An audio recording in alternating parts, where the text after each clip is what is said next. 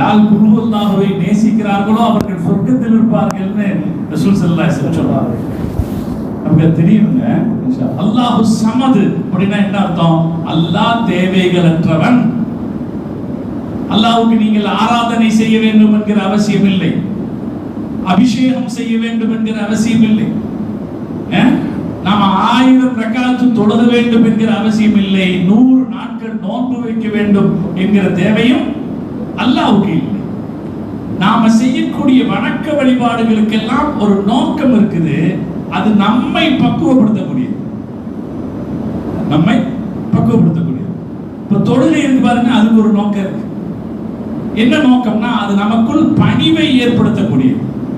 நமக்குள்ள அப்தியத்தினுடைய பணிவு, தவாது பணிவை ஏற்படுத்தும். அதனாலதான் பணிவுக்கு முரணான எந்த செயலும் தொழுகையை பாதிச்சிடும்.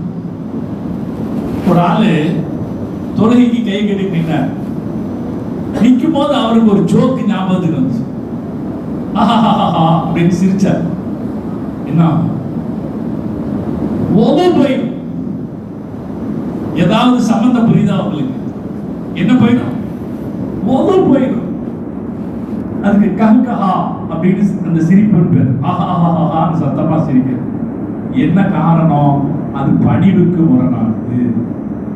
தொழுகையில் எந்த பணிவு இருக்க வேண்டுமோ அந்த பணிவுக்கு முரணான செயலை செய்தால் இது கெட்டு போய்விடும்.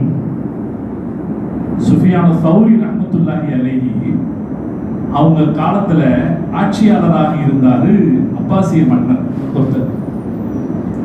அவரு தொழுகையில என்ன பண்ணிட்டாருன்னா அப்படி மீசையை முறுக்கிட்டாரு. மீசைய முறுக்கிறத பார்த்த உடனே அவருக்கு கோபம் வந்துச்சு. பணிந்து நிற்க வேண்டிய இடத்தில் இது என்ன ஆடம்பர கம்பீரம் அப்படின்னு அவர் மன்னர்னு பார்க்காம சத்தம் போட்டார். அதுல மன்னருக்கு பெரிய கோபமாயி, இல்லையா, ஒரு சங்கடம் வருமா இல்லையா, இப்படி சத்தம் போட்டாரு ஹஸரத் அப்படின்னு கோபமாயி அவருக்கு மரண தண்டனை கொடுக்கிற அளவுக்கு போனார்ன்றெல்லாம் வரலாறு. தொழுகை அப்படிங்கிறது அது என்ன தரணும்? நமக்கு பணிவை தரணும். நோன்பு இருக்கு பாருங்க, நோன்பு நமக்கு என்ன தரணும்னா தக்குவாவை தரணும். நோன்புடைய நோக்கம் என்ன? நம்ம மனசுக்குள்ள தக்குவான என்ன? அல்லாஹ்வை பயப்படணும். நோன்பு வச்சிருக்கும் போது தனியா இருக்கிறோன்னு சாப்பிடுவோமா? நோன்பு வச்சிருக்கும் போது தனியா இருக்கிறோம், யாருமே பார்க்கல அப்படின்னு ஏதாவது சாப்பிடுவோமா? என்ன பண்ணுவோம்? யாரை பயப்படுவோம்? நல்லா யார் பார்க்காட்டி யார் பார்க்கறா? மனுஷருங்க பார்க்க. அப்ப அந்த பயம் இருக்குமா இல்லைங்களா? அப்ப நோன்புக்கான அடிப்படை நோக்கம் என்னன்னா தக்குவா. இப்படி நம்முடைய இபாதத்துகள்ல ஒவ்வொன்றுக்கு பின்னாலும் ஒரு நோக்கம் இருக்கு. ஹஜ்ஜுக்கு பின்னாடியும் அப்படி ஒரு நோக்கம். அல்லாஹ் தஆலா ஹஜ் செய்றவங்களுக்கு என்ன நன்மை கொடுக்கறான்?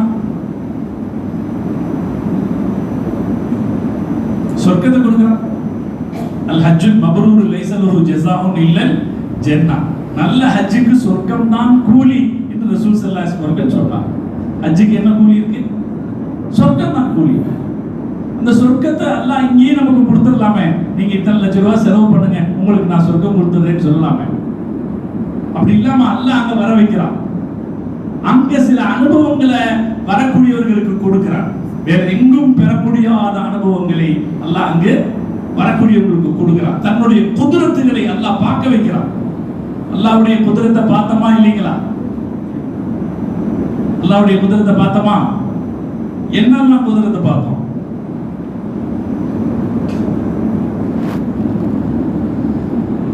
அல்லாஹ்வுடைய குதிரத்துனா தெரியுதுங்களா? அல்லாஹ்வுடைய பலம், சக்தி, இல்லையா? என்னெல்லாம் பார்த்தோம்? மாஷா அல்லாஹ். பைத்துல்லாஹ் அல்லாஹ்வுடைய வீடு. காபா ஒரு குதிரத். காபா இந்த பூமியில் முதலில் கட்டப்பட்ட கட்டடம். அது இன்ன வரைக்கும் அதுல சொல்றதுக்கு நிறைய விஷயம் இருக்கு. காபால அந்த குதிரத்துல ஒரு பெரிய குதிரத்து என்னன்னா பார்த்துக்கிட்டே இருக்க வைக்கிறது. உலகத்தில் வேறு எந்த அதிசயத்திற்கும் இந்த சக்தி கிடையாது. திரும்பி திரும்பி பார்க்க வைக்கிற சக்தி. அல்லாஹ் குர்ஆன்ல சொல்றான், வஜஅல்னல் பைத்த மஸாபத்தல் லின்னாஸ். மக்கள் திரும்ப திரும்ப பார்க்க வைக்கிற இடமா வச்சிருக்கு. இருக்கா இல்லைங்களா? என்னைக்காவது காபாவை பார்த்தது போதும்னு நினைக்க தோணுதா? காபாவை பார்த்துக்கிட்டே இருப்போம். சரி, ரொம்ப நேரம் ஆச்சு, எந்திரிச்சு போலான்னு வெளியே வருவோம். அந்த எஸ்கலேட்டர்ல ஏறதுக்கு முன்னாடி ஒரு தடவை பார்ப்போம். பாப்போமா இல்லைங்களா? மேலே ஏறி படி தெரியும் போது ஒரு தடவை பார்ப்போம். பாப்போமா இல்லைங்களா? இது நம்ம ஆட்சிகள் நம்ம அனுபவத்தில் என்னதான் இது, போனா அடுத்த வருஷத்துக்கு வந்துட போறோம், திரும்பி வந்து பார்க்க போறோம். அந்த கட்டிடத்துல அப்படி என்னதான் இருக்கிறது? எதுவும் இல்லை இல்லைங்களா? அது ஒரு நாலு சுவர், அதுவும் ஒரு ஒழுங்கான அமைப்பில் அல்ல. அப்படித்தானுங்க? காபா ஒரே மாதிரியா இருக்கு. ஒரு சுவர் பெருசு, ஒரு சுவர் சின்னதுன்னு இருக்கிற ஒரு சுவர். இந்த 4 சுவர் தான், அதுல வேற எதுவும் இல்லை. கருப்பு திரை போட்டிருக்காங்க, அவ்வளவுதான் இல்லையா? இது நம்ம பார்க்க வைக்குதே, இது அல்லாஹ்வுடைய ஒரு குதிரத்து தானுங்க. அல்லாஹ்வுடைய ஒரு குதிரத்து. காபா அல்லாஹ் ஒரு தொன்மையான, உலகத்தின் தொன்மையான ஒரு கட்டடம். இது எவ்வளவு வருஷம் ஆச்சு? அந்த கட்டடம் வந்து நம்ம இஸ்லாமிய மார்க்க கணக்குப்படி ஆதம் அலைஹிஸ்ஸலாம் வந்து 7000 வருஷம். இந்த அறிவியல் ரீதியா, சயின்ஸ் ரீதியா 60,000 70,000 லட்சம் எல்லாம் சொல்லுவான். அதெல்லாம் வெறும் கற்பனை தான். கற்பனையும் அதுக்கு எந்த ஆதாரமும் இல்லாத கற்பனை. 20,000 வருஷம் ஆச்சு, 30,000 வருஷம் ஆச்சுன்னு எல்லாம் சொல்லுவான். நம்ம மார்க்க கணக்குப்படி ஆதம் அலைஹிஸ்ஸலாத்துக்கான வருஷம் எவ்வளவுதாங்க? 7000 வருஷம். ஆதம் அலைஹிஸ்ஸலாத்திடத்திலே ஜிப்ரீல் அலைஹிஸ்ஸலாம் அவர்கள் சொன்னார்கள், உங்களுக்கு 2000 வருஷத்திற்கு முன்னால் இருந்து நாங்கள் தவாப் செய்து கொண்டிருக்கிறோம். உங்களுக்கு அப்படின்னா என்ன வருஷம் ஆச்சு? 9,000 வருஷம். சரி, ஒரு 10,000 வருஷம் இருக்கலாம் அந்த கட்டடத்தில். அது சில மாற்றங்களை சந்தித்து வந்திருந்தாலும் கூட அந்த இடத்துல, அந்த வடிவத்துல, அந்த வடிவம் அப்படித்தான். அந்த அஸ்திவாரம் மணக்குகள் போட்ட அதே அஸ்திவாரம் தான். அஸ்திவாரம் புதுசா போடவே இல்லை. அஸ்திவாரம் ஒரே அஸ்திவாரம். காபாவை கட்டினவங்களும் கம்மி. இத்தனை நூற்றாண்டுகளாக நிலைச்சிருக்கிற இந்த கட்டடம் எத்தனை தடவை மாத்தி கட்டி இருக்கணும்? நம்ம ஒரு வீடு கட்டினோம்னா ஒரு 20 வருஷத்துல அது பழசாயிடுது, 30 வருஷத்துல பழசாயிடுது. காபாவை அப்ப எத்தனை வருஷம் மாத்தி கட்டி இருக்கணும்? இதுவரைக்கும் 12 தடவை தான் அது கட்டப்படுது.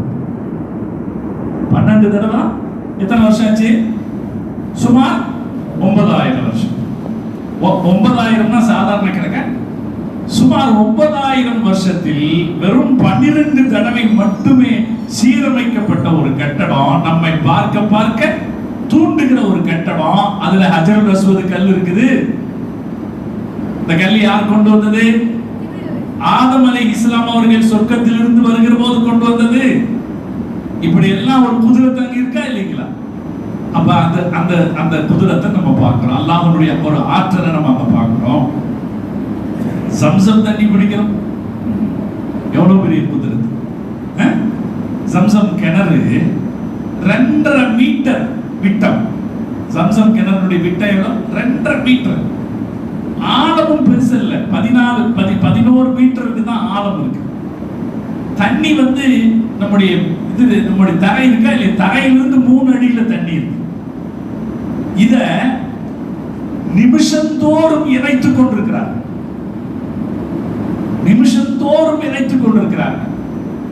தண்ணி கிடைச்சுக்கிட்டே இருக்கு. இந்த 2.5 மீட்டர் விட்டம் உள்ள கிணத்துல இருந்துதான் இவ்வளவு பேருக்கு தண்ணி கிடைச்சுக்கிட்டே இருக்கு. ஒரு நாள் கூட அது வத்தி போச்சு அப்படிங்கிற செய்தி இல்லை.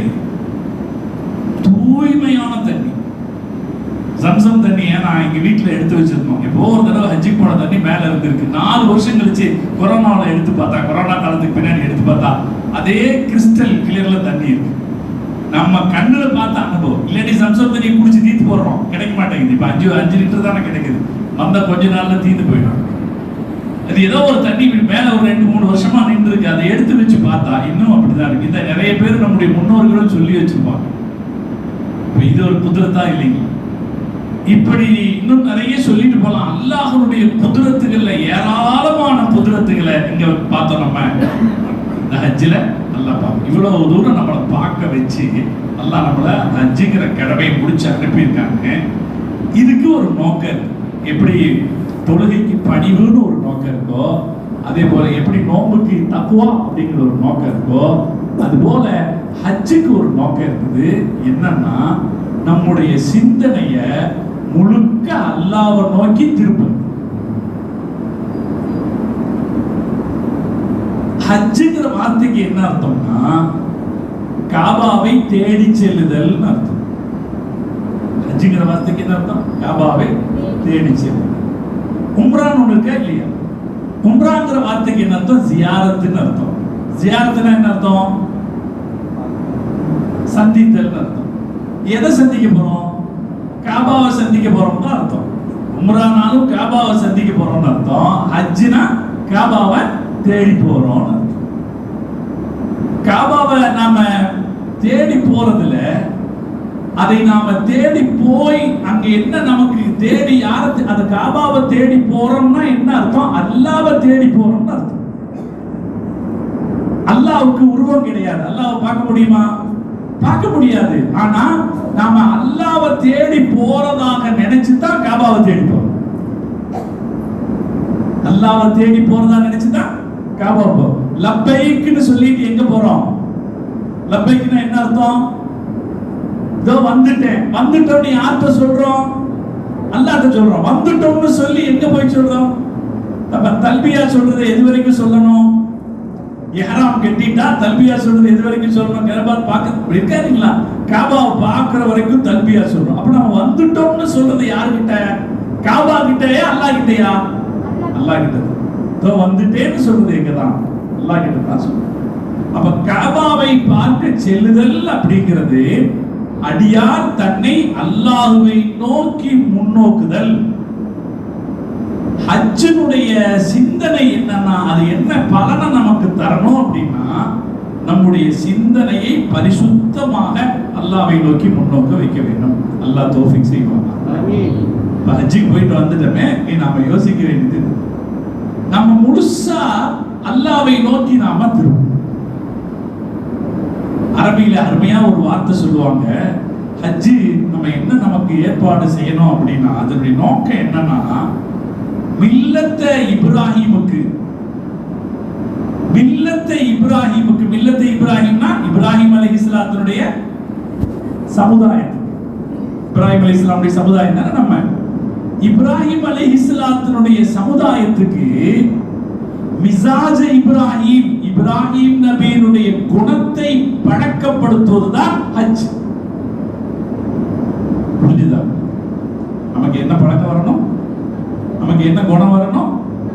இப்ராஹிம் நபியினுடைய குணம். இப்ராஹிம் நபி யாரு? முழுக்க முழுக்க அல்லாஹ்விடத்தில் சரணாகதி அடைஞ்சிட்டார். அவருக்கு அல்லாஹ்வை தவிர வேற சிந்தனையே கிடையாது.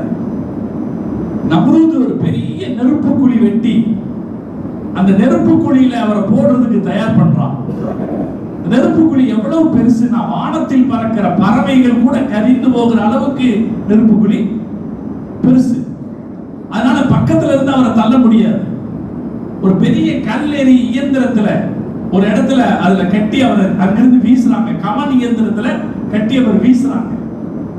அப்படி அவர் அந்த கமன் இயந்திரத்தில் கட்டி வீசப்படுகிற போது அவர் வானத்தில் ஆகாயத்தில் பறந்து கொண்டிருக்கிறார். எதை நோக்கி?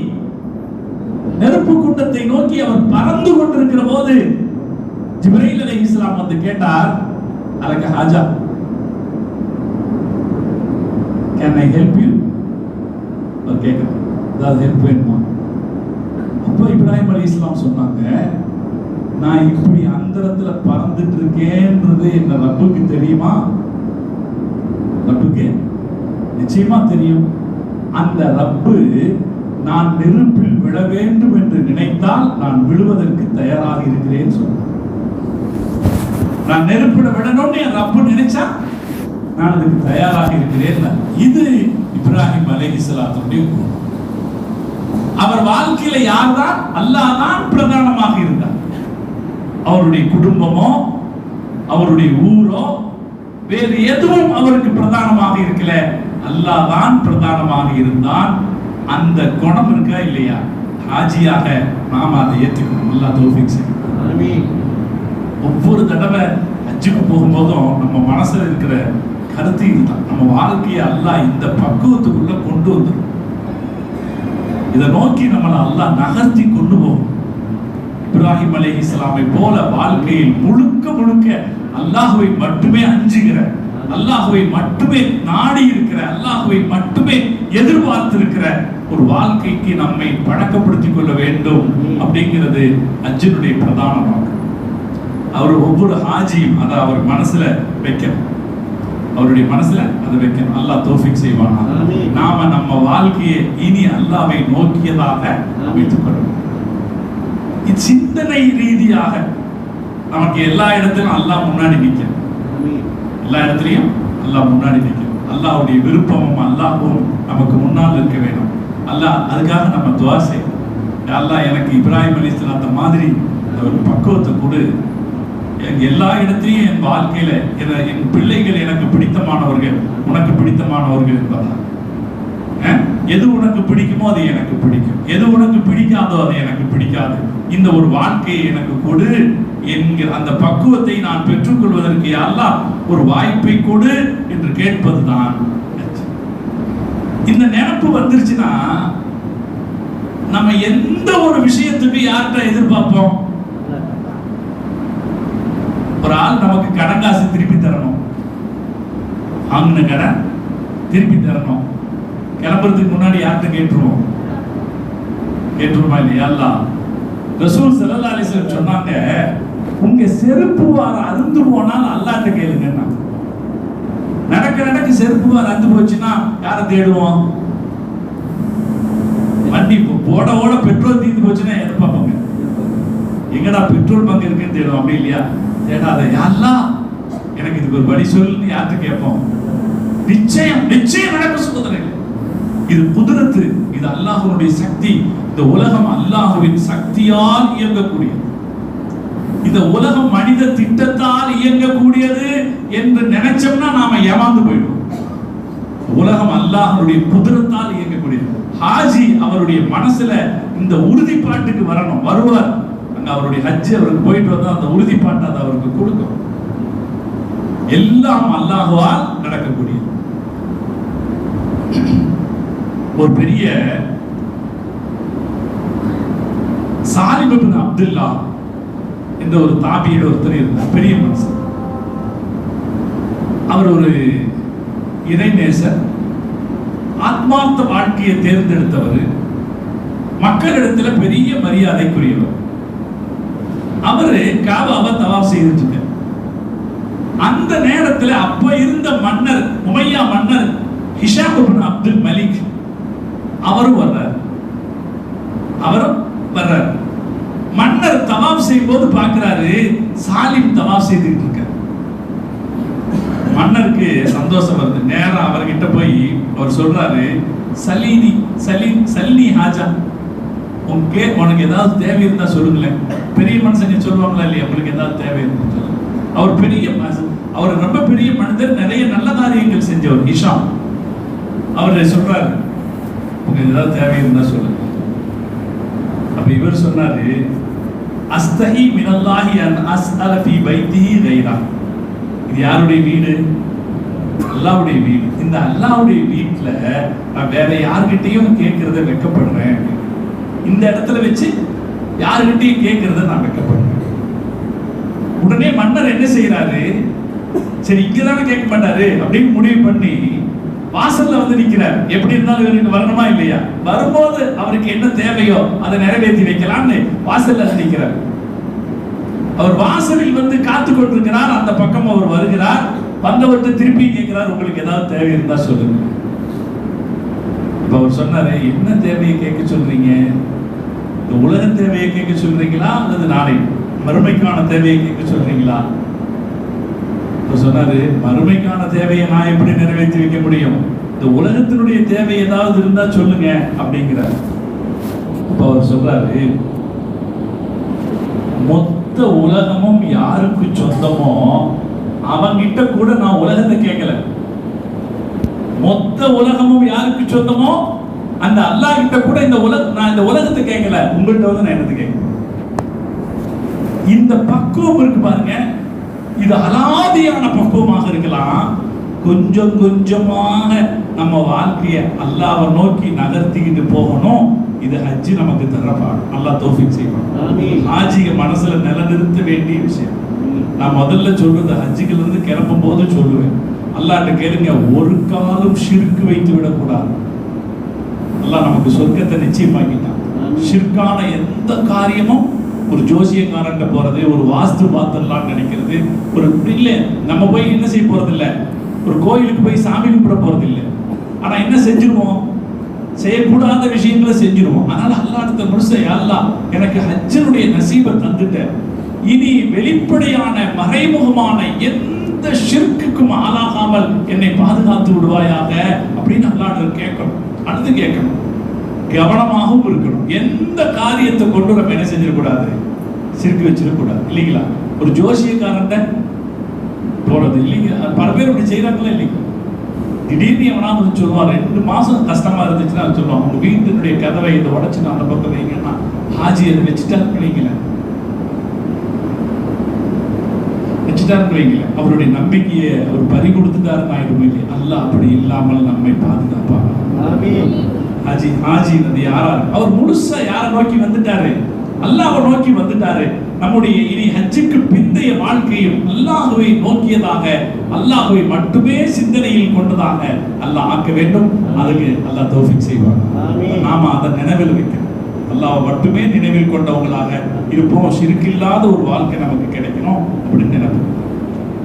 அதுக்கப்புறம் இப்ப இதுதான் ஹஜ்ஜுடைய நோக்கம், அல்லாஹ்வை நோக்கி நம்முடைய கவனத்தை முழுசா திருப்புறது தான் ஹஜ்ஜுடைய நோக்கம். அதை நம்ம எப்பவுமே வச்சிருந்தா இந்த உலகம் நமக்கு பயன்படும்.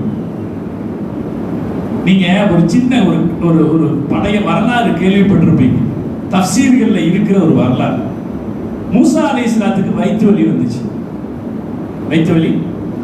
அப்ப அவர் அல்லாஹ்ட்ட கேட்டார், யா அல்லாஹ் வயிற்று வலிக்குது, எனக்கு ஒரு மருந்து சொல்லு. அல்லாஹ் சொன்னா, அந்த சினாய் பகுதியில் போய் பாரு, ஒரு செடி இருக்கும், அதை சாப்பிடு அப்படின்னா. அவர் அந்த செடியை எடுத்து சாப்பிட்டாரு, வயிற்று வலி போயிடுச்சு. அதுக்கப்புறம் ரொம்ப நாள் கழிச்சு அவருக்கு திரும்ப ஒரு வயிற்று வலி வந்துச்சு. அப்ப என்ன யோசிச்சாரு, அன்னைக்கு அந்த மருந்து சாப்பிட்டோம், என்ன ஆகி போச்சு, சரியா போச்சு. நேரம் அந்த மருந்து எடுத்து சாப்பிட்டாரு, சரியா போச்சு. அல்லாஹ்ட்ட கேட்டாரா, யா அல்லாஹ் நான் சாப்பிட்டேன் சரியாகலையே. இப்போ அல்லாஹ் சொன்னானா, நீ அன்னைக்கு என்ன நம்புன, இன்னைக்கு மருந்து நம்புன. இப்போ இது யதார்த்தம். இது வந்து ஒரு உவமையாக சொல்லப்பட்ட செய்தியாக இருந்தாலும் கூட இது யதார்த்தம். கலிமா சொன்ன எல்லா முஸ்லிம்களுக்கும் இது யதார்த்தம். ஹஜ்ஜுக்கு போகிறவங்களுக்கு அடிப்படையான யதார்த்தம். ஹஜ்ஜுக்கு போயிட்டு வந்த ஹாஜியும் ஹாஜாவும் அவருடைய வாழ்க்கையை அல்லாஹ்வை நோக்கி திருப்பப்பட்டு விட்ட ஒரு வாழ்க்கையாக அவர்கள் கருத வேண்டும். கருதினால் அவர்களுடைய இந்த ஹஜ்ஜினுடைய பயனை அவர்கள் பெற்று விட்டார்கள் அர்த்தம். நம்ம போன ஹஜ்ஜுக்கு போனதுக்கு நமக்கு ஒரு பிரயோஜனம் வேணுமா இல்லைங்களா? நம்ம தொழுகிறதுக்கு ஒரு பிரயோஜனம் வேணும், நோன்பு வைக்கிறதுக்கு ஒரு பிரயோஜனம் வேணும். அது மாதிரி நம்ம ஹஜ்ஜுக்கு போனதுக்கு ஒரு பிரயோஜனம் வேணுமா இல்லைங்களா?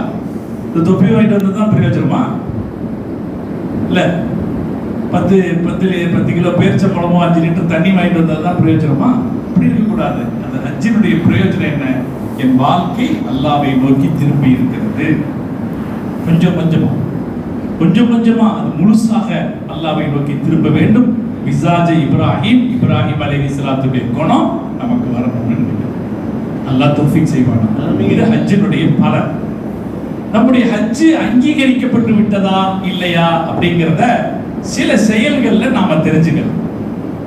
ஒண்ணு என்னன்னா, தொடர்ந்து ஹஜ்ஜினுடைய வாய்ப்பு கிடைக்கிறது. இஸ்திப்ராரு தாஆ அப்படின்னு அதை சொல்லுவாங்க. ஒரு அமல் கபூல் ஆயிருச்சா இல்லையான்றதுக்கு சில அடையாளங்கள் இருக்கு, அறிஞர்கள் சொல்லுவாங்க. அதுல ஒண்ணு என்னன்னா, தொடர்ந்து ஹஜ்ஜு உம்ரா செய்யற வாய்ப்பு கிடைக்கிறது. கிடைச்சிச்சுன்னா நாம செஞ்ச ஹஜ்ஜு கபூல் ஆயிருச்சுன்னு அர்த்தம். அது ஒண்ணு ஃபர்ஸ்ட். அல்லாஹ் தௌஃபீக் செய்வாங்க. யார் இங்கே பணக்காரர்களாக வசதி வாய்ப்புடையவங்களாக இருந்தீங்களோ, வாழ்க்கையில உங்க மேல கடமையா இருக்கிற ஒரு ஹஜ்ஜை முடிச்சிட்டீங்க. ஹஜ்ஜு எவ்வளவுதான் கடமை? ஒரு தடவை தான் கடமை. ஹஜ்ஜு கடமையை முடிச்சிட்டீங்க. இன்ஷா அல்லாஹ் நியத்து வைங்க, 5 வருஷத்துக்குள்ள அடுத்த ஒரு ஹஜ்ஜு செய்யுங்க. இன்ஷா அல்லாஹ் 5 வருஷத்துல ஹஜ்ஜு ஒரு தடவை தான் கடமை. ஆனா அதுக்கு மேல 5 வருஷத்துல ஒரு ஹஜ்ஜு செய்யணும் அப்படின்ற ஒரு வலியுறுத்தல் ஹதீஸ்கள்ல இருக்கு.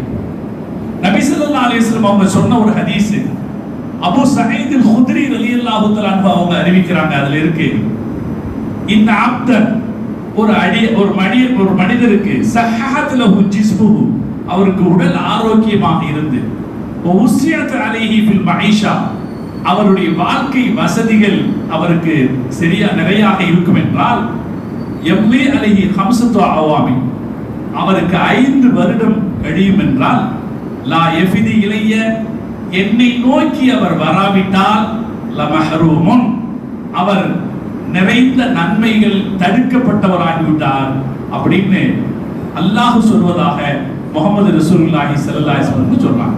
ஒரு ஹதீஸ். இந்த ஹதீஸ் என்ன சொல்லுதுன்னா, பணக்காரங்களா இருந்தா 5 வருஷத்துக்கு ஒரு தடவை வாய்ப்பு இருந்தா போயிடும். இந்த சில பேர் நீங்க ஹஜ்ஜுக்கு போற காசை வேற எதுக்கும் கொடுங்க அப்படின்லாம் சொல்லுவோம். நீ ஹஜ்ஜுக்கு போற காசு இருந்தா ஒரு ஏழைக்கு முறைக்கு கொடுக்கலாமே, ஒரு ஏழை படிப்பு. அது புரிஞ்சுக்காதவன், ஈமான புரிஞ்சுக்காதவன் பேசுற பேச்சு. ஈமான புரிஞ்சுக்காதவன் பேசுற பேச்சு. நீங்க வேற தர்மம் பண்ணுங்கன்னு சொல்றதுக்கு நிறைய ஹதீசுகள் இருக்கு.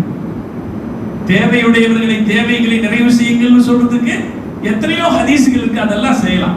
இது ஒரு வணக்கம், அருமையான ஒரு வணக்கம், அல்லாஹ்வோடு நம்மை நெருக்கமாக்குகிற ஒரு வணக்கம். விவரம் புரியாதவன், இந்த சுவை தெரியாதவன், நீ ஒரு தடவை போனா போதும் எல்லாம் சொல்லுவான். அப்படி எல்லாம் மார்க்க சொல்லல. நம்முடைய முன்னோர்கள் 50 தடவை 60 தடவை போனவர்கள் எல்லாம் இருக்கிறார். அதனால பண வாய்ப்பு கிடைச்சதுன்னா இன்ஷா அல்லாஹ் என்ன செய்வோம், ரெண்டாவது வருஷம் கிடைச்சாலும் சரி, குறைஞ்சு வச்சான் 5 வருஷம் கழிச்சு ஒரு தடவை ஹஜ்ஜி செய்து நினைப்போம். அடுத்த ஒரு வாய்ப்பு காபாவை பார்க்க கிடைக்கும் என்றால் நம்முடைய முந்தைய பயணம் கபூல் ஆகிவிட்டது என்பதற்கான ஒரு அடையாளம். அறிஞர்கள் ஒரு அமல் கபூல் ஆகிடுச்சுங்கிறதுக்கான அடையாளம் என்ன? அதே அமலை இன்னொரு தடவை செய்வதற்கான வாய்ப்பு கிடைக்கும். இதுக்கு இஸ்திக்ராரு தாஅத் அப்படின்னு சொல்லுவாங்க. இது இன்ஷா அல்லாஹ் நாமளும் முயற்சி செய்வோம். முயற்சியா பின்னாடி அடுத்தடுத்த வாய்ப்புகள்ல உம்ரா செய்ய வாய்ப்பு கிடைச்சா இது செய்வோம், உம்ரா செய்வோம். ஹஜ்ஜி செய்ய வாய்ப்பு கிடைச்சா ஹஜ்ஜி செய்வோம். எல்லாருக்கும் எதுக்கு யார்கிட்ட கேட்போம்? அல்லாஹ்ட்ட கேட்போம். யா அல்லாஹ், எங்களுக்கு இன்னொரு முறை கஅபாவை பார்க்கிற வாய்ப்பை கொடு, இன்னொரு தடவை உம்ரா செய்கிற ஹஜ்ஜி செய்கிற வாய்ப்பை கொடு என்று கேட்போம். அதற்காக தயாராகவே இருப்போம் இன்ஷா அல்லாஹ். வேற சிந்தனைகளுக்கு இடையில போய் உங்களை நீங்க குழப்பிக்காதீங்க. சில பேர் இன்னைக்கு சமூகத்துல எப்படி சொல்லணுமோ அப்படி சொல்றதை விட்டுட்டு அவன் சிந்தனைக்கு மக்கள் திருப்புறான். அவனுடைய சிந்தனைக்கு சைத்தானை கல்லடிக்கிறோமா இல்லைங்களா? அடிச்சிங்களா? சைத்தான் எங்க இருக்கான்? சைத்தான் எங்க இருக்கான்?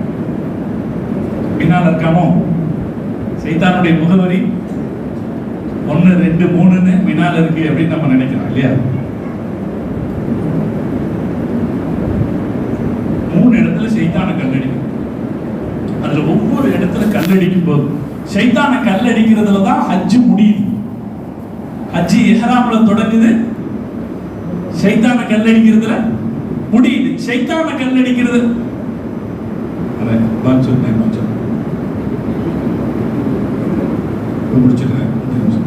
சைத்தானை கல்லடிக்கிறதுல எதுக்கு கல்லடிக்கிறோம்? இப்ராஹிம் அலைஹிஸ்ஸலாம் அவங்க மகனை பலி கொடுக்கிறதுக்காக போகும்போது சைத்தான் அவங்களுக்கு இடையில வந்தான்.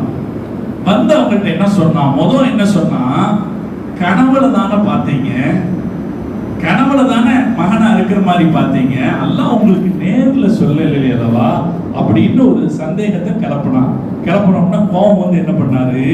கல்லா எடுத்து அடிச்சாரு. இது ஃபர்ஸ்ட். இது மனசுல ஏற்படுற குழப்பம். அதுக்கு அடுத்து 2வது போகும்போது 2வது அவன் என்ன கேட்டான்? இந்த பையன் உங்களுக்கு மட்டும் சொந்தம் இல்லையே, உங்க மனைவிக்கும் சொந்தம் தானே, நீங்க அவங்களுக்கு தெரியாம அறுக்க வர்றீங்களே, நியாயமானு கேட்டான். இந்த கேள்வி சரிதானா?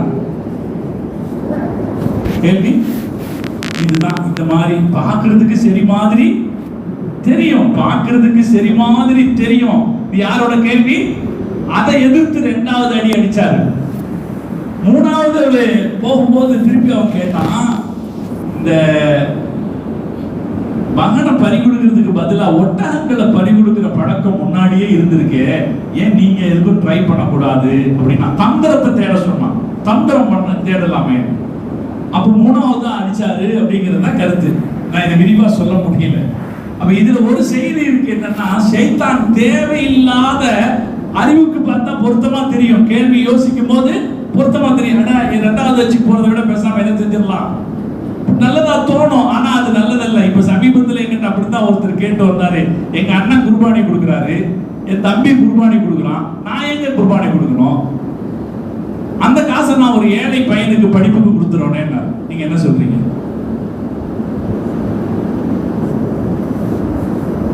சரியா தோணுதா? இப்ப ஒருத்தர் கேட்டு வந்தார், பெரிய கோடீஸ்வரர், ரேஸ் கோர்ஸ்ல குடியிருக்கிறார். ரேஸ் கோர்ஸ்ல குடியிருக்கிறார்னா எவ்வளவு காசு வச்சு தெரியுமா இல்லைங்களா? ரேஸ் கோர்ஸ்ல குடியிருக்கிறார். என்ன சொல்லலாம்? எங்க அண்ணன் கொடுக்குறாரு குர்பானி, அந்த கறி எனக்கு வந்துருது. என் தம்பி குர்பானி கொடுக்குறாரு, அந்த கறி எனக்கு வந்துருது. இப்ப நான் எங்க குர்பானி கொடுக்கணும்? அந்த காசு நான் யாருக்காவது கொடுக்கலாமே, ஒரு ஏழை பெண்ணுக்கு கொடுக்கலாம். என்கிட்ட வந்தாரு, நான் ஒண்ணுதான் கேட்டேன். இப்ப நம்ம ரசூலுல்லாஹ் 63 குர்பானி கொடுத்தாங்க, ஹதீசுகள்ல வருது. சொல்ல குர்பானி கொடுத்தாங்கல்ல, ஒவ்வொரு வருஷமும் 2 ஆடு கொடுத்தாங்கன்னு இருக்கு. கடைசி வருஷத்துல 100 குர்பானி கொடுத்தாங்க, அதுல 63 தானே அறுத்தாங்கன்னு வருது. அப்ப அதை என்னங்க சொல்றாங்க? உடனே மனசு மாறிட்டாரு, இப்ப கொடுக்குறாரு. ஏன் இது யார் செய்தா? நபி ஸல்லல்லாஹு அலைஹி வஸல்லம். அதனால நம்மளுடைய சில கேள்விகள் தானா நமக்கு வரும், மனசுக்குள்ள சில கேள்விகள் வரும். அந்த கேள்விகளை அல்லது சில பேர் ஏற்படுத்துவான். அந்த அந்த குறுக்கு சிந்தனைகளை எல்லாம் தள்ளி போடுங்க. இது அல்லாஹ்வை நெருங்குகிற ஒரு வணக்கம், நம்மை அல்லாஹ்வோடு நெருக்கமாக்கி வைக்கிறோம். அப்படி வாழ்ந்தமா இல்லையா? ஒரு மாசம் அப்படி வாழ்ந்தமா இல்லைங்களா? தேதி பார்த்தோமா, நேரம் பார்த்தோமா, இன்னைக்கு என்ன நடந்துச்சு, வியாபார கணக்கு பார்த்தோமா? ஒன்னும் பார்க்கலையே. தொழுக போனோம் காபா, இப்படிதான் நினைச்சோம். நம்ம யாருக்காக ஒரு வாழ்க்கை வாழ்ந்தோம்? இந்த ஒரு மாசம் அல்லாஹ்வுக்கான ஒரு வாழ்க்கை வாழ்ந்தமே. வருஷம் பூரா வாழ்க்கை முழுக்க அப்படி ஒரு பக்குவத்தை நம்ம பெறுவதற்கு தான் இது. இந்த பக்குவம் 2வது ஒரு தடவை தேவைன்னா போகணுமா இல்லைங்களா? அதில் ஆசைப்படணுமா இல்லைங்களா? அதனாலதான் நம்முடைய முன்னோர்கள் ஆசைப்பட்டாங்க. உஸ்மான் ரலியல்லாஹு தஆலா உம்ராவுக்கு வருவாங்க. அவர் பெரிய பணக்காரர். அதனால அவர் உம்ராவுக்கு வரும்போது ஒரு பெரிய குழு அவரோட வரும். நேரா உம்ரா முடிச்சிட்டு மதீனாவுக்கு வருவாரு. மதீனாவுக்கு வந்து காலில் செருப்பை கழட்டுவாராம். அவருடைய ஒட்டகைகளிலிருந்து சரக்குகள் கூட கீழே இறக்கி வைக்கப்பட்டிருக்காது. அவர் சொல்லுவாராம், வாங்க இன்னொரு தடவை போயிட்டு வந்துடும். திருப்பி உம்ராவுக்கு வந்து விடுவார், காபாவை பார்க்கிறதுக்கு வந்துடுவார் அப்படின்னு நமக்கு வரலாற்று செய்திகள் இருக்கு. இதெல்லாம் என்ன சொல்லுது? இது அல்லாஹ்வை ஆசை கொண்டு செய்யக்கூடிய ஒரு வணக்கம். அதனால் இந்த வணக்கம் தொடர்ந்து கிடைக்கணும். கிடைச்சா அது நம்முடைய அமல் கபூல் ஆயிருச்சுன்னு ஒரு அர்த்தம். 2வது ஹஜ் கபூல் ஆகுறதுக்கு இன்னொரு அடையாளம் என்னன்னா, வேற நிறைய நல்லமல்கள் வரணும். நல்லமல்கள் வரணும். நம்ம எப்போதும் ஹாஜிகளுக்கு சொல்றது என்னன்னா, நீங்க அங்க போயிட்டு வந்தீங்க அப்படிங்கிறதனுடைய அடையாளமாக சில அமல்களை தொடர்ந்து செய்யும். சில அமல்களை தொடர்ந்து செய்ய. இந்த அமல் தொடர்ந்து நிறைய அமல்கள் செய்வ வாய்ப்பு கிடைக்குமானால் நம்முடைய ஹஜ் கபூல் ஆயிடுச்சுன்னு அர்த்தம். ஒரு தீர்மானத்துக்கு வரணும். அங்கேயே சொல்றது, எல்லாருமே ஊர்ல இருந்தே சொல்றது, இருந்து கிளம்புறதுக்கு முன்னாடி, தவாஃபுல் விதா செய்யறதுக்கு முன்னாடி ஒரு நியத்தை வச்சுக்கோங்க, நான் என் வாழ்க்கையில ஊருக்கு போனதிலிருந்து ஒரு அமல் செய்வேன். இன்ஷா அல்லாஹ் தஹஜ்ஜுத் தொழுதுருப்போமா இல்லைங்களா? அங்க வச்சு இன்ஷா அல்லாஹ் நான் தஹஜ்ஜுத் தொழுதுறேன். இன்ஷா அல்லாஹ் நான் இனி எந்த சுன்னத்துகளையும் விட மாட்டேன். இன்ஷா அல்லாஹ் நான் மாசத்துக்கு 3 நோன்பு வச்சிருவேன். இன்ஷா அல்லாஹ் நான் ஒரு மாசத்தில் ஒரு குர்ஆன் முடித்து விடுவேன். இன்ஷா அல்லாஹ் நான் காலையில ஒரு 1000 தடவை திக்ர் சொல்லுவேன். மக்ரிபுக்கு பிறகு ஒரு 1000 தடவை திக்ர் சொல்லுவேன். ஏதாவது ஒரு அமலை நாம் தொடர்ந்து செயல்படுத்துவோமானால், அதற்கு ஒரு வாய்ப்பு கிடைக்குமானால், அல்லாஹ் நம்முடைய ஹஜ்ஜை கபூல் செய்துட்டான் அர்த்தம். இப்ப இன்ஷா அல்லாஹ் இதுவரைக்கும் நீங்க நியத் வச்சிருப்பீங்க, இதெல்லாம் உங்களுக்கு தெரிஞ்சிருக்கும்னு நினைக்கிறேன். இல்லைன்னா கூட இப்ப கூட நம்ம என்ன செஞ்சுக்கலாம், நியத் வச்சுக்கலாம். ஏன்னா இப்ப தானே வந்திருப்பீங்க. 40 நாள் வரைக்கும் ஹாஜிக்கு பவர் இருக்கிறது என்று நம்முடைய அறிஞர்கள் சொல்லுவாங்க. ஹதீஸ்கள்ல இருக்கு, நீங்க உங்க வீட்டுக்கு வருகிற வரை கேட்கப்படுகிற துஆக்கள் அங்கீகரிக்கப்படும் ஹதீஸ் இருக்கு. அதே நேரத்தில் மார்க்க அறிஞர்கள் சொல்லுவாங்க, 40 நாள் வரை ஹாஜிகளுடைய துஆக்கள் மக்பூல் ஆவதற்கு வாய்ப்பு இருக்குன்னு சொல்லுவாங்க. அவர் ஒரு பெரும்பாவத்தை செய்யாதவரை, ஒரு பெரும்பாவம் செய்யாதவரை ஒரு ஹாஜியினுடைய துஆ அங்கீகரிக்கப்படுவதற்கு எவ்வளவு நாள் வாய்ப்பு? அப்ப அது வரைக்கும் கூட நமக்கு வாய்ப்பு இருக்குது. நம்ம ஒரு நியத்து செஞ்சுக்கலாம். இன்ஷா அல்லாஹ் ஒரு அமலை இன்ஷா அல்லாஹ் ஹயாத் வரைக்கும் தொடர்ந்து செய்யலாமா இல்லைங்களா? ஏதாவது ஒரு அமல், ஒரு கொஞ்சம் தொழுகை அதிகமா தொழுவேன், திக்ர் செய்வேன், பிடிவாதமா செய்யும், விடாம செய்யும். சமயத்துல என்ன பண்ணிடுவாரு, காலையில ஏர்போர்ட்டுக்கு வந்து இறங்கணும்னா ஃபஜ்ர் கூட தொழுகாம வீட்டுக்கு வந்துடுவார். அது ஒரு அவசரத்துல, அது நிறைய பேர் கூடி இருக்கிற அந்த அந்த அவங்கள்ட்ட ஹஜ்ஜினுடைய அனுபவங்களை பேசுற அந்த அந்த அவசரத்துல அந்த பெருமையில அவர் அமர விட்டுருவார். அப்படி இல்லாமல் எல்லாம் நம்மை பாதுகாப்பாங்க. நாம இன்ஷா அல்லாஹ் சில அமல்களை முடிவு செய்வோம். நிச்சயமாக அல்லாஹ் தஆலா அதை நமக்கு கொண்டு நடத்துவதற்கான ஒரு வாய்ப்பை அல்லாஹ் தந்து விட்டால் நம்முடைய ஹஜ்ஜி கபூலாகி விட்டதுன்னு அர்த்தம். ஹஜ்ஜி கபூலாகிறதுடைய இன்னொரு சிறப்பான அடையாளம் என்னன்னா ஹுஸ்னுல் ஹுல்க் என்று அறிஞர்கள் சொல்வாங்க. நற்குணம். நம்ம நல்ல குணசாலியாக இருப்போம். யாரும் நம்மளை பார்த்து என்ன சொல்லிடக்கூடாது, என்னென்ன நீங்க ஹஜ்ஜுக்கு போயிட்டு வந்து இப்படி போய் பேசுறீங்க, என்னென்ன நீங்க ஹஜ்ஜுக்கு போயிட்டு வந்து இப்படி ஏமாத்துறீங்க. எல்லாம் பாதுகாப்பாங்க, எல்லாம் பாதுகாப்பாங்க, எல்லாம் பாதுகாப்பாங்க. நம்முடைய குணம் சிறப்பாக இருப்பாங்க. அது நம்முடைய குணம் நல்லதாயிடுச்சுன்னா நம்முடைய ஹஜ்ஜு கபூலாயிடுச்சுன்னா, நம்முடைய மார்க்கம் எந்த பெரிய செயலையும் விட குணத்திற்கு அதிக முக்கியத்துவம் கொடுத்தது இல்லைங்களா? இப்ப இன்ஷா அல்லாஹ் ஹாஜி அவருடைய அனுபவத்துல நிறைய சிறந்த குணங்களை வச்சிருப்பாரு. நம்ம ஒரே ஒரு அளவுகோலை வச்சுப்போம். யாரும் நம்மகிட்ட இருக்கிற கெட்ட குணத்தை வச்சு நம்மளை என்ன சொல்லிடக்கூடாது, என்னென்ன நீங்க ஹஜ்ஜுக்கு செஞ்சீங்க இப்படி இருக்கிறீங்களே அப்படின்னு சொல்லிவிடக்கூடாது. அல்லாஹ் சிறப்பான குணமுடையவர்களாக எல்லாம் நம்மை வாழ வைப்பாங்க. 3 விஷயம் நான் உங்களுக்கு சொல்லியிருக்கிறேன்னு நம்புறேன். ஒண்ணு, அல்லாஹ் நமக்கு அடுத்து ஹஜ்ஜு உம்ரா செய்யற நசீபை தரட்டும். 2வது, ஏதாவது ஒரு அமலை நாம அதிகப்படியாக செய்துகிட்டே வருவோம். 3வது, நம்முடைய குணத்தை சிறந்த குணமாக வச்சுக்கணும். நம்முடைய குடும்பத்தார்களிடத்தில் நல்லிணக்கத்தோடு நம்ம நடந்துக்கணும். நம்ம குடும்பத்தார்களிட்ட பெரியவங்களை மதிச்சு நம்ம நடந்துக்கணும். அதே போல சிறியவர்கள்ட்ட இரக்கத்தோட நடந்துக்குவோம். சமூகத்துல பண்பாட்டோட நடந்துக்குவோம். யார் யார்கிட்ட எப்படி நடக்கணுமோ அப்படி பண்பாட்டோட, எதை எதை எப்படி மதிக்கணுமோ அந்த மதிப்போட நாம நடந்துக்குவோம். அல்லாஹ் தௌஃபீக் செய்வானா. எந்த இடத்திலும் நாம் ஹாஜி என்கிற இந்த இந்த அந்தஸ்திற்கு குறை வந்து விடாமல் அல்லாஹ் நம்மை பாதுகாப்பானா. குறைஞ்சபட்சம் நம்முடைய பகிரங்க வாழ்க்கையவாவது அல்லாஹ் பாதுகாப்பானா. அல்லாஹ் தஆலா இந்த 3 சிறப்புகளையும் தந்துருவானாக. அத்தோடு ஹாஜியினுடைய பிரதான நோக்கம் என்னன்னா, ஹஜ்ஜினுடைய பிரதான நோக்கம் நாம் அல்லாஹ்வை நோக்கி திரும்பியவர்களாக இருப்பது. அல்லாஹ் அவனை நோக்கி திரும்பியவர்களாக கொஞ்சம் கொஞ்சமாக அவனை நோக்கி முன்னேறி செல்லக்கூடிய தௌஃபீக்கை, அதை நோக்கி செல்கிற பக்குவத்தை மிசாஜ் இப்ராஹிம் என்கிற இப்ராஹிம் நபி அலைஹிஸ்ஸலாம் அவர்களுடைய பண்பை அல்லாஹ் நமக்கு தந்தர் புரிவானாக. யாரெல்லாம் இந்த வருஷம் ஹஜ்ஜி செய்தார்களோ, யாரெல்லாம் ஹஜ்ஜி செய்திருக்கிறார்களோ அவர்கள் அத்தனை பேருக்கும் அல்லாஹ் இந்த பண்பை அல்லாஹ் தந்தர் புரிவானாக. யார் இந்த வருஷம் ஹஜ்ஜுக்கு செல்ல முடியவில்லையோ அவர்களுக்கும் அல்லாஹ் ஹஜ்ஜினுடைய பாக்கியத்தை தந்தர் புரிவானாக. இன்ஷா அல்லாஹ் அடுத்து வரக்கூடிய காலங்களில் அல்லாஹ் ஹஜ்ஜினுடைய யாரெல்லாம் ஹஜ்ஜை ஆசைப்படுகிறார்களோ, ஆர்வம் கொண்டிருக்கிறார்களோ அவர்கள் எல்லோருக்கும் அல்லாஹ் ஹஜ்ஜினுடைய நசீபை தந்தர் புரிவானாக. முஹம்மது ரசூலுல்லாஹி ஸல்லல்லாஹு அலைஹி வஸல்லம் அவர்களுடைய வீட்டு வாசலில் நின்று அஸ்ஸலாமு அலைக்கும் யா ரசூலல்லாஹ் என்று சொல்லக்கூடிய ஒரு நசீபை எல்லாம் நமக்கு இப்போது பல தடவை எல்லாம் நமக்கு தந்தர் புரிவானாக. எப்போதெல்லாம் நாம் ஹஜ்ஜுக்கு செல்கிறோமோ அப்போதெல்லாம் அதை அல்லாஹ்வை நெருங்குகிற ஒரு வாய்ப்பாக, நமது பெருமைக்காக நமது மரியாதைக்காக என்று இல்லாமல் அல்லாஹ்வை நெருங்குவதற்கான ஒரு வாய்ப்பாக அல்லாஹ் ஆக்கி புரிவானாக. யாரெல்லாம் ஆசைப்படுகிறார்களோ அவர் அத்தனை பேருக்கும் அல்லாஹ் ஹஜ்ஜினுடைய நசீபை தந்தர் புரிவானாக. நம்முடைய பகுதியில் இருக்கிற உலமாக்கள் அனைவருக்கும் அல்லாஹ் தஆலா ஹஜ்ஜினுடைய நசீபை தந்தர் புரிவானாக. ஹஜ் உம்ரா செய்வதற்குரிய நசீபை அல்லாஹ் தந்தர் புரிவானாக. அதே போல யாரெல்லாம் நம்முடைய பகுதிகளிலே உடல்நலம் குறைவிலே இருக்கிறார்களோ, ஹஜ் செய்யணும்ன்ற ஆசை இருந்தாலும் உடல்நலம் குறைவாக இருக்கிறது இருக்காங்களோ அவங்களுக்கு எல்லாம் அல்லாஹ் தஆலா பரிபூர்ணமான உடல் நலத்தை தந்தர் புரிவானாக. நம்ம அனைவரும் உடல் ஆரோக்கியத்தோடு ஹஜ் செய்வோம், உம்ரா செய்வோம். அல்லாஹ் தௌஃபீக் செய்தல் புரிவானாக என்று துஆ செய்து என்னை உங்களோடு இவ்வளவு நேரம் பேசுவதற்கு ஒரு வாய்ப்பை கொடுத்த அருமையான ஜமாத் உலமா சபையினுடைய நண்பர்களுக்கும் அல்லாஹ்வுக்கு நன்றி சொல்லி வார்த்தைகளை நிறைவு செய்கிறேன். வாஹிரு தஅவானா அல்ஹம்துலில்லாஹி ரப்பில் ஆலமீன். அஸ்ஸலாமு அலைக்கும் வரஹ்மத்துல்லாஹி வபரகாத்துஹு.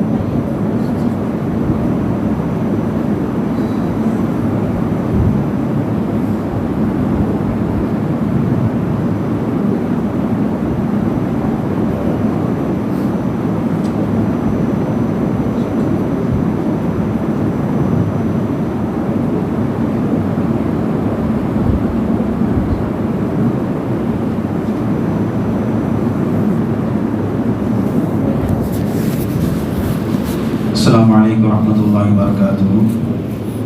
ஹஸரத் அவர்கள் நீண்ட நேரம் நமக்கு மத்தியில் மிக